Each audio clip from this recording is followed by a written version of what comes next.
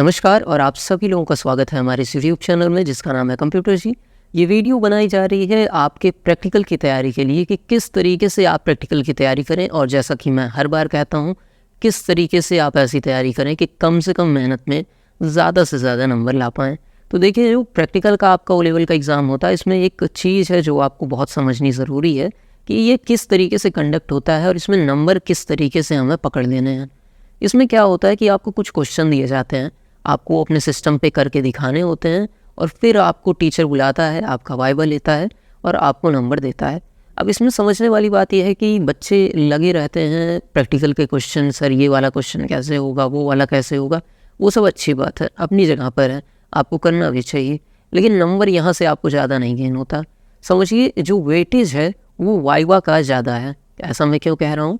क्योंकि जब टीचर आपको बुलाता है, आप उसके सामने बैठते हो, आपसे वो 2, 4, 5, 10 सवाल पूछता है और उसी हिसाब से वो अनुमान लगाता है कि आप किस तरीके की पढ़ाई करने वाले बच्चे हो। इस चीज़ को बहुत ध्यान से समझिएगा कि टीचर 90 मतलब मान लीजिए 100 बच्चे हैं, तो उसमें से 90-95 बच्चों के सिस्टम तक जाता ही नहीं है, जो मैंने देखा है, आपका चेक करने के लिए कि आपका सिस्टम में सवाल हुए हैं या नहीं हुए हैं। इस चीज़ को हो सकता है आपको गलत भी लगे सुन के, लेकिन लगभग प्रैक्टिकल में टीचर उठ के सिस्टम के पास तक जाता भी नहीं है कि वो देख ले कि आपने कैसे क्वेश्चन को सॉल्व किया है।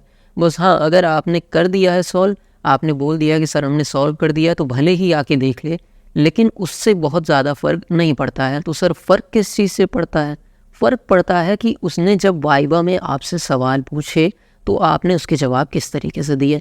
तो आप अगर तैयारी कर रहे हो, मान लो आप 100% तैयारी कर रहे हो, तो आपको 80% तैयारी करनी चाहिए अपने वाइवा एग्ज़ाम की, और 20% करना चाहिए प्रैक्टिकल एग्ज़ाम की। और यही चीज़ बच्चे गड़बड़ कर देते हैं। पूरा समय आप प्रैक्टिकल क्वेश्चन लगाने में, हम प्रैक्टिकल क्वेश्चन आपके कराएंगे, ऐसा नहीं कि हम नहीं कराएंगे, हम कराएंगे ही कराएंगे। ऐसा नहीं हो सकता कि आपको प्रैक्टिकल का कुछ ना आता हो फिर भी आप अच्छे नंबर पा जाएं।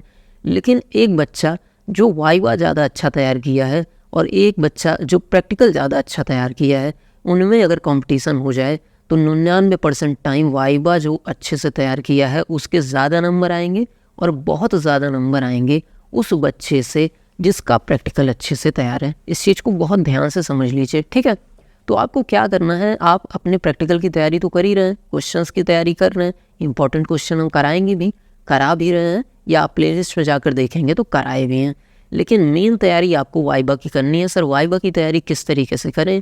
तो जो आपके प्रैक्टिकल में क्वेश्चन आ रहे हैं उससे जुड़ी हुई थ्योरी आपको तैयार रखनी है कि अगर कहीं पे फॉर लूप यूज़ हुआ है, कहीं पे कोई चीज़ पूछी गई है, कहीं पे बैकग्राउंड टैग यूज़ हुआ है, कहीं पे आपका मान लीजिए एक्सेल का काम किया है आपने, तो इन कामों से जुड़े हुए सवालों को आपको तैयार रखना है। समझ रहे हैं इस चीज़ को? और जो बच्चा वाइवा को अच्छे से देगा, वो आप कहीं भी देख लेंगे ज़्यादा नंबर पाएगा। किसी भी सेंटर का रिज़ल्ट उठा के देख लीजिए, आप अपने टीचर से बात कर लीजिए, आप जहाँ पर तैयारी कर रहे हैं उस इंस्टीट्यूट के टीचर से बात कर लीजिए, या किसी भी यूट्यूब चैनल पे आप पूछ लेंगे, तो वो मेरी बात से सहमत होगा। तो आपको वाइवा, बार बार मैं बता रहा हूँ, जैसे मैंने एग्ज़ाम में बताया कि आप थ्योरी का एग्ज़ाम दे रहे हो तो आपको MCQ पढ़ना चाहिए। बहुत सारे बच्चों ने मेरी बात मानी, और कमेंट करके बता दीजिए अगर किसी का MCQ पढ़ने पे ख़राब एग्ज़ाम हुआ हो। एक भी बच्चा नहीं होगा। ऐसा क्यों है? क्योंकि ये फिक्स पैटर्न है जिस पे एग्ज़ाम्स होते हैं, और इसको सालों में मैंने समझा है, सालों में मैंने देखा है कि किस तरीके से इसको हम बीट कर सकते हैं। तो अगर आप ओ लेवल का एग्ज़ाम दे रहे हैं और आपका प्रैक्टिकल है, तो फिर से क्या करना है, आपको वाइवा की तैयारी अच्छे से करनी है, और आप हमें धन्यवाद देंगे कि सर ये वीडियो हमने देख ली थी समय से और वाइवा हमने पढ़ लिया था। तो इतना काम आप करिए, बाकी हम करा ही रहे हैं। इसके अलावा कोई सवाल हो तो आप कमेंट में पूछिए। थोड़ी सी तबीयत ख़राब है, आवाज़ थोड़ी सी डल लग रही होगी, लेकिन मेहनत हमारी पूरी है आपके साथ। कोई कमेंट करना चाहें अच्छा सा तो कर सकते हैं, जिसको पढ़ के हमें लगे कि हाँ हमारी मेहनत सफल हो रही है। बाकी चैनल अच्छा लगता हो तो चैनल को सब्सक्राइब ज़रूर कर दीजिए, क्योंकि एजुकेशनल कंटेंट में ऐसा होता है कि ग्रोथ नहीं दिखती है, उससे टीचर को डिमोटिवेशन फील होता है। वैसे हम डिमोटिवेट होने वाले नहीं हैं, लेकिन आप चाहें तो हमें मोटिवेट ज़रूर कर सकते हैं, एक सब्सक्राइब, एक लाइक, एक कमेंट करके। बाकी मिलते हैं किसी और वीडियो में। धन्यवाद।